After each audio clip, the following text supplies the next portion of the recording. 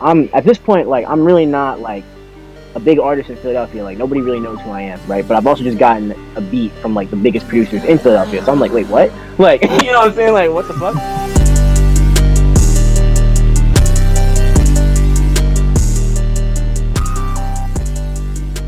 Yeah, this is a MediaMayhem interview, and I have XG here, and yeah, this is maybe the most, I think, grassroots, natural way an interview has ever come about for me. Giddy. XG, can you just kind of walk them through it a little bit? Yeah, so 4 or 5 days ago, I was like, I'm gonna stop bullshitting and I'm gonna just start posting on TikTok. So I started posting like 6 to 8 times a day, and on like the third video, or no, the third day, probably like video like number 15 to 18, you found it. You said you want to do an interview. I responded yes, and here we are. That's the beauty of social media, especially TikTok, and it's a place that we find both of ourselves right now, and we're in very different, paths in media, but I think we both find a lot from it. But I'm really glad I found you there, because just sort of my introduction, I'm a huge Working on Dying fan just of their music, and naturally, because of that, I came across your music when you dropped the album last year, when you dropped all that music. And I was like, kind of like, holy shit, like, how have I not heard of this guy yet? And then I realized, like, okay, he's kind of newer and things like that. And then, time progresses, and then boom, you're on my For You page. I'm like, I have to ask. I got to do it. And that was a really cool way to come across it. But that's fucking fire. I didn't realize that yeah. you'd heard of me before that. I thought that was like the first. That's fire. Yeah, no, I know who you are, and something you'll figure out is, like, I do a lot of research. So the second you were like, yeah, I did like all the research in the world. Oh, shit. So I'm really excited to get some interesting stories out of that. But something that I have seen from a lot of your interviews and a lot of the other stuff that you've put out in public and on social media is that you have very much this, if it will happen, if it has to happen, it will happen mentality. Like when you were questioning, like, am I going to take music seriously? And then you got to open for YBN Nahmir, fresh off rubbing off the paint. And talk to me a little bit about that moment, and also that mentality that you have that I think is so independent from so many people that are rapping right now. Yeah, I mean, I think like, it's just I really like want to stick to who I am as a person. Obviously, there are things that like do have to change in essence, or not change, but just need to be focused on. Like, I have to bring my personality out a little bit more, or like show I just have to show my life a little bit more than what I was used to when I started doing this. But I also think there's like, so those are choices that, like, I feel like I had to make in terms of like, yo, do I want, like, how far do I want to go, but not necessarily being someone who I'm not, or like, yeah. Definitely, yeah. And like, it is like, it's, I try to push it as like, a mentality rather than a mindset, because it doesn't seem like you're forcing yourself into this space, where a lot of artists now in an age where everything is, push and go with music releasing like every week. It feels like some of that can be artificially generated for trying to drive profit, but for you, it does seem very ingrained in what you do. And I think part of that, at least from my perspective, is due to sort of the career switch that you took to music. Can you talk a little bit about that? Yeah, I mean, I was a full scholarship student to go to St. Joseph's University in Philadelphia for computer science, and like, I think after my freshman year, when I really started getting into music, I was like, yo, this shit isn't for me. Like as much as I like computer science and like I was pretty good at it, I also like it just, like, it was taking up too much time. I needed to focus on other shit. I wanted to focus on more music shit. So I just sort of changed paths in that way. So yeah, I mean, seems to have been working out so far. Like, I mean, we'll see how much farther it can go, but I'm very happy with my choice so far. Yeah, and with that choice, for some it might seem like, oh my god, it was completely out of the blue to go from, computer stuff to music stuff, but as someone that's so involved in different kinds of media, I see so many like intertwining skills in those things of like knowing how to run computer programs and knowing how to do all that. Did you like kind of benefit from that at all, of Absolutely. being sort of technologically advanced? Absolutely, because so yeah, like before I even wanted to do computer science, like I was always good with technology from like a kid. Like I used to just take shit apart, like look at shit. I was always interested. I remember like I learned how to spell like Cartoon Network on the keyboard mad early because I was trying to get on the fucking like I was trying to get on the games and shit. But so yeah, but that basis and like the time that I spent with my like computers and just messing with them, like created such a foundation that when I wanted to do skills on the computer, like I already had a crazy knowledge of it, like compared to the next person. Like for example, when I went to college, like I think the school that I went to, it taught us how to type, right? Like how to type, like, you know, use all your fingers, right? But I went to school and I would have friends who, like, you know what I'm saying, they doing this, and I'm sitting there like, yo, like just for you to type like a full ass paper, like, you know what I'm saying? Let's say the teacher talking about like 7 pages, like that shit you gonna be burnt the fuck out. What the fuck? Like, you know what I'm saying? Like those are two, like, yeah, but those skills definitely did help me though, for sure. Yeah, and I think that that's something that a lot of people should look at more, because a lot of people, like when they want to pick up a new hobby or something like that, they kind of look at it with a more naive mindset rather than like, oh, I'm experienced in this avenue and that could help me in this. So Yeah. I think it's great that your sort of story and upbringing in music is very much surrounded around that idea. And something else that, especially with artists nowadays, is like, and something for me that I look for is like music video consistency. Like for me, Baby Keem is a guy that I looked at early on in 2019 when he was dropping his videos, because I was like, these are just insanely well produced beyond what I would even begin to expect. And then I go to your videos yesterday because I'd seen the music video for React, as that was sort of the single that pulled me in a little bit. But then I see a couple other music videos and they're all, you know, super well produced, well made. It seems like everything was very diligent that went into that, full teams and everything. Talk to me a little bit about the music video processes and just, it seems very deliberate. Yeah, man. I mean, I got blessed to meet one of, like, before he had really, I think he shot my friend. Let me restart. My videographer, who I work with pretty much on every fucking video, I met him when he shot his 5th music video. And it's crazy because in like the 2.5 years since we started working together, he's gone on to become one of the biggest videographers in Philadelphia. So just to watch that, like, is inspiring to me as an artist who wants to do the same thing. But it's also just crazy because the kid's super talented. His name's Visuals by Luke. If you haven't heard of him, you got to check him out. He's done some shit with Young Boy, Rich the Kid, Lil Guy, like all shit. But like he be going crazy. But luckily, like that's a good friend of mine. So like when we talking videos, it's usually just a call away. Yo, this is the date that we got to get it for. Like these are the ideas that we have. This is the song. I mean, like Luke, I have like a note of all my unreleased music, and he's on there, so he's peeped some of the shit already, and he'll even be suggesting shit sometimes. Like, yo, I think we should do this, that, and the third. But it's very much like a process. Over the years, as his team has grown, it's like a lot more moving parts. So like now we can get costumes, actresses, all this shit. But it's just a natural relationship that developed. But I mean, obviously the music videos benefited from it. So I mean, I'm very like grateful for that. Shout out Luke. Yeah. Shout out. You said Visuals by Luke, Yes, right? sir. Yeah, I checked out I watched like the behind the scenes video for your music video, so I kind of got to learn a little bit about the people involved. Yeah. And that really gives you that sort of a full encompassing perspective of like so much goes into this. Yeah. And I think a lot of people don't realize that. Yeah. Yeah. Do you have like a favorite out of the ones that you've shot, of like, this one I like because of either the experience making it or how you like it just watching it now? Like, what's your favorite? Ooh. If you had to choose one, which I know it must be difficult. Nah, it's not. It's Count These Hundreds, easily. I love that song.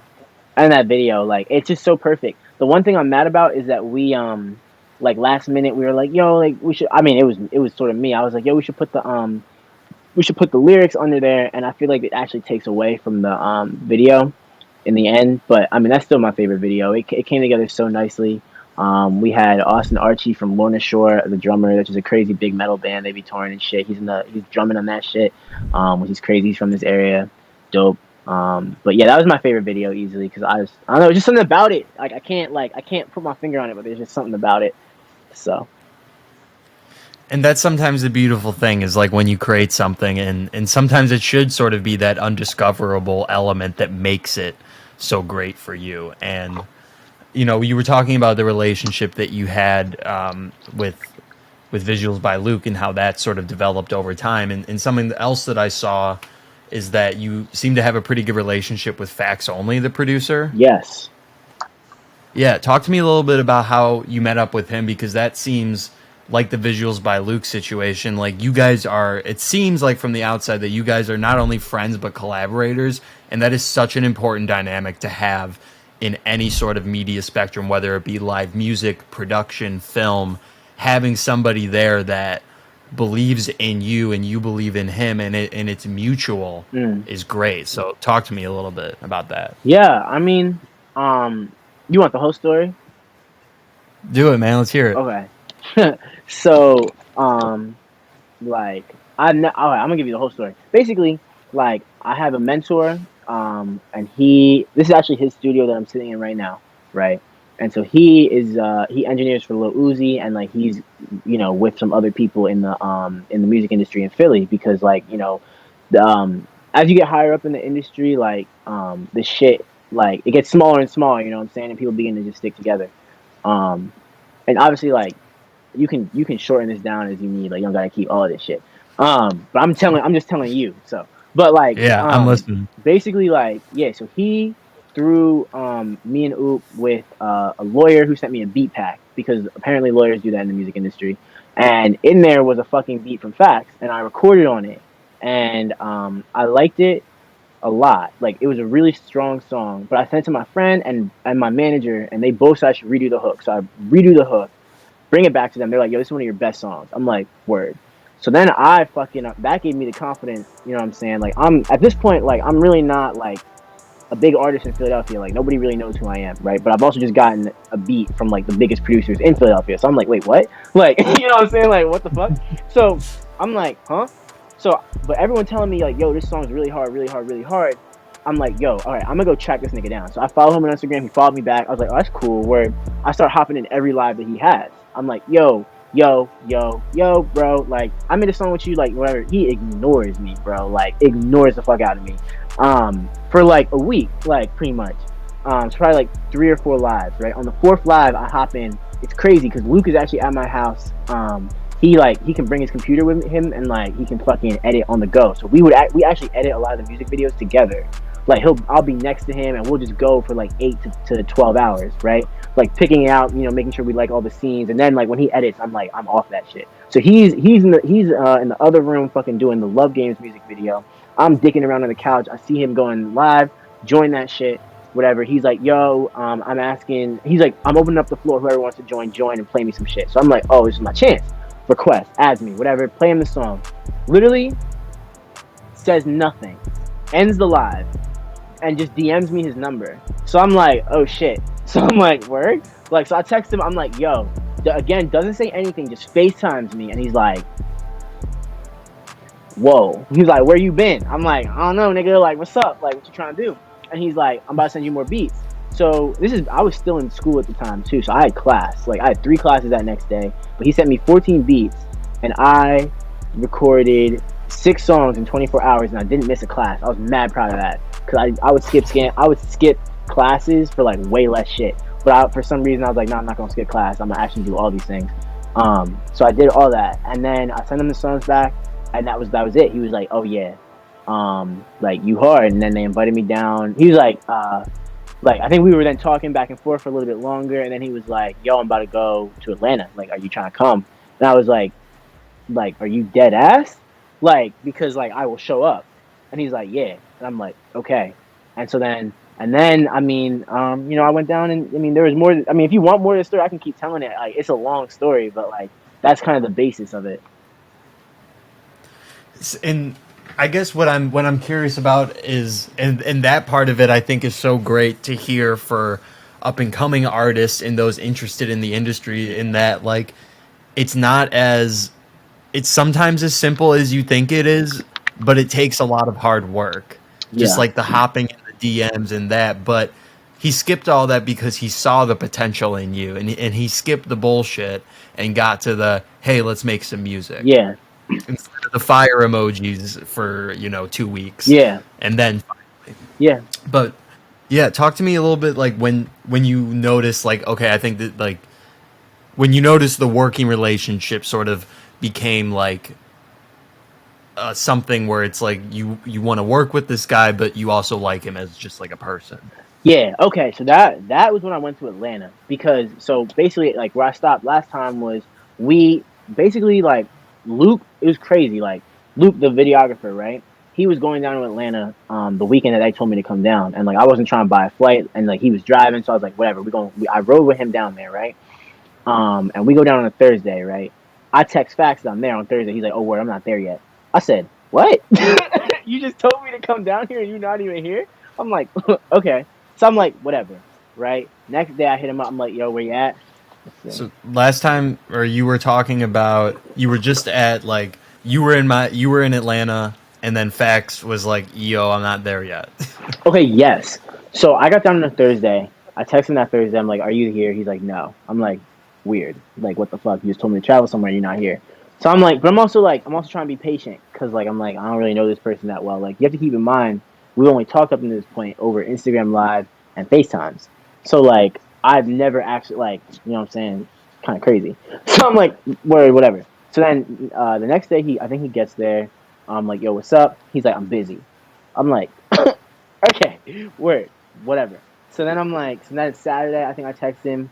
He sends me a location. He's like, slide. I'm like, word, I'm about to slide. He's like, wait, don't slide yet. I'm like, word, I wait for a text, never get a text. So I'm like, okay. Sunday, reach out, nothing, like dead ass nothing. So I'm like, okay, like I'm out. Like, you know what I'm saying? Like I've done what I need to do. Luke, I think, and like everyone else who we were with, had fucking like they were leaving on that Monday, so we had to go back. So I think that Monday we got in the car with Luke, and we drive. We're driving back from Atlanta to Philly, which is a 12-hour drive, right? 8 hours into the drive home, so 8 hours from Atlanta, I get a FaceTime from Fax, and it's like, "Yo, where are you?" And I'm like, "Are you kidding?" I was like, "What?" But I mean, I'm dead ass. Like, I literally, so I got back to Philly maybe at 11 p.m. and by 11 p.m. on that Monday, and by 3 p.m. that Tuesday, I was back in Atlanta. Because I just bought a flight. I was like, "Fuck it," and so I went back. And honestly, like I was a little annoyed going into that experience after like coming in like that. And I honestly though, like I work better when I'm pissed off, because I was like, oh, I'm about to show y'all niggas like what, you know what I'm saying? And so again, in the first 6 days we made 22 songs, and that shit never happened again. Like wherever we're going somewhere, we communicate now. So it's like I feel like it was just like earning respect, and just like showing value. But it was when I went to Atlanta, and those times I was recording, it was like a really shitty closet. It was really small. I like had to find some towels that the Airbnb had, and there were like 2 sauces in the fucking pantry that I used to like hold up the towels, and like paper towels to hold up the other towel, and then and I recorded so much music in there. But that was when that was when the working relationship was really formed, because it was like, oh, okay, like this nigga will do whatever, like to make it happen, like he gon' whatever. Totally. And I like how you're like, I came back angry in a good way. Like you channeled that in a perfect artistic way, even though you shouldn't have had to deal with the bullshit. The bullshit comes with it, comes with caveats sometimes. Yeah, and I wouldn't even say like I shouldn't have had to deal with that. Like it's just like I didn't like, that is actually just how a lot of the industry, like as I've moved on, like that's how a lot of people move, is that they don't know what they're doing, and so as I got to know them, I realized it wasn't anything of disrespect or like whatever. It's just they didn't know. You know what I'm saying? They had moves that were forming like on the fly. Like I've had times where we've gone to this session, and like Fax had to leave because such and such an artist is like, where are you? You know what I'm saying? And like it's like, that's just how it works. So I think for me it was just a really big learning lesson of like, yo, just be patient. Like, just be patient, and like, things will work out how they're supposed to. And having that like working on dying credit is something that a lot of people wish they could have, but for you it sort of seems like part of the equation, like the Philly part of it, and then working with those connections that you did. Um, do you feel that pressure that might come with a working on dying like sort of feature next to your music, or did you feel like that put expectations on you in any way, or were you ready for the challenge? I feel like this is not the answer that you want, but I don't even be thinking about it. Like, I really don't even be No, thinking that's about it. good. Like, for real, for real.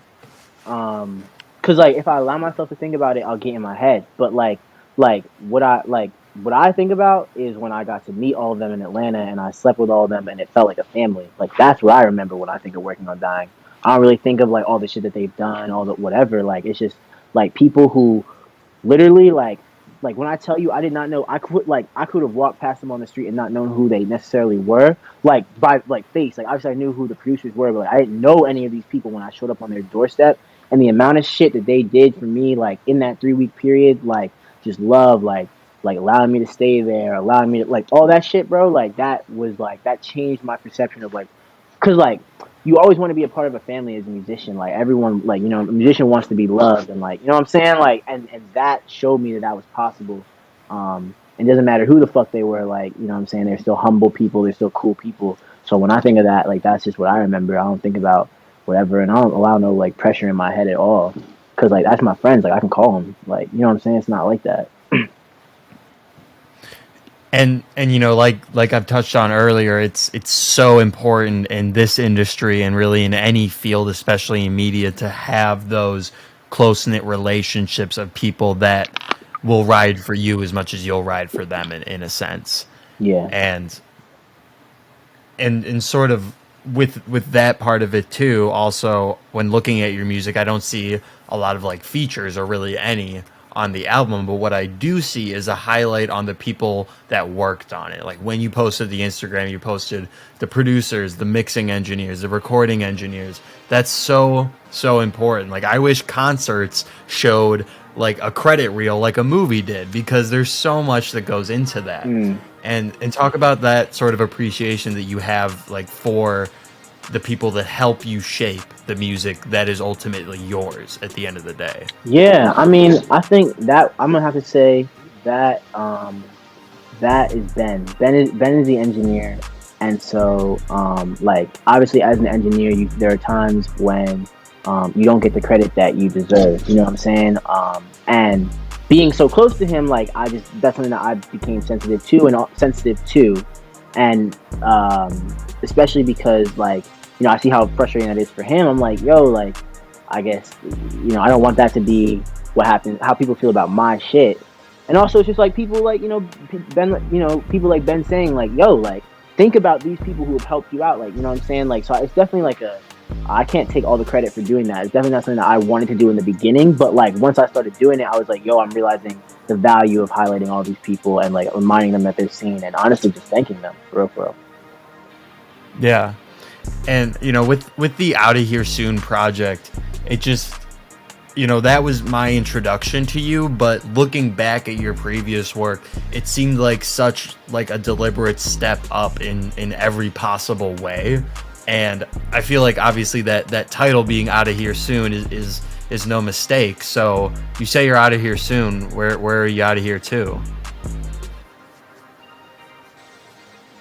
Don't know yet. We shall see.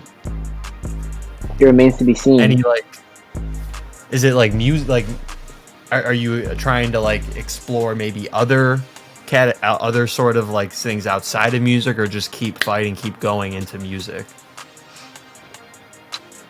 I think when I named it Out of Here Soon, it was more like this is the first step in my legacy. Like in 3 years, the artists that like people are going to come back and be like, how the fuck did he do that 3 years ago? Like, you know what I'm saying? Like because it's going to be like the growth and all that shit. It's just not going to make sense. Like in terms of like who I was working with, like where they are going to be, and like where we will all be. It's just gonna be like, whoa. It's kind of like how when like you look back at like future shit and he like working with like Metro Boomin in 2014, 2015. You like, wait, what? Like, you know what I'm saying? Like, wait. So that's I think that's sort of what I was saying. It was more of like a statement towards the future. Like everything from here on out matters. Like you know what I'm saying? Like this is what we about to do. And I And really bye, think that you because I'm out of here. and I really think you delivered that message really clearly to your audience. And I think that you have a really deep appreciation for not only the music but the crafting of it, which I think is so important, especially in an age like where music is so discombobulated, where it's like the producer, the mixer, and the artist might not even ever meet each other. And here you are developing relationships with people in every step of the way. And I think that that's just like such an important thing that listeners like myself and other people need to realize, and people wanting to get into the industry need to sort of keep attention to of building connections. Like, what's something that you wish you had known when you started out? It's gonna take way longer than you think.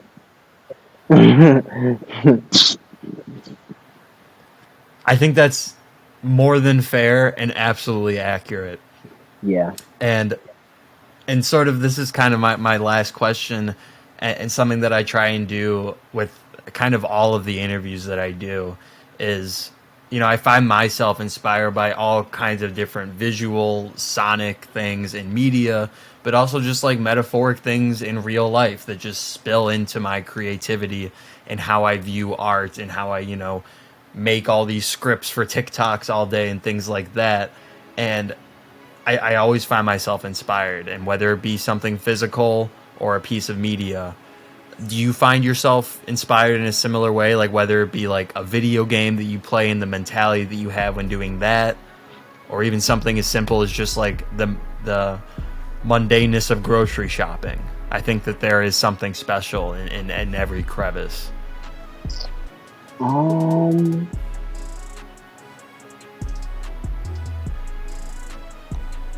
I mean, I feel like my first love like ever was soccer. So like I was a big soccer player. I love it. I think it's a beautiful game.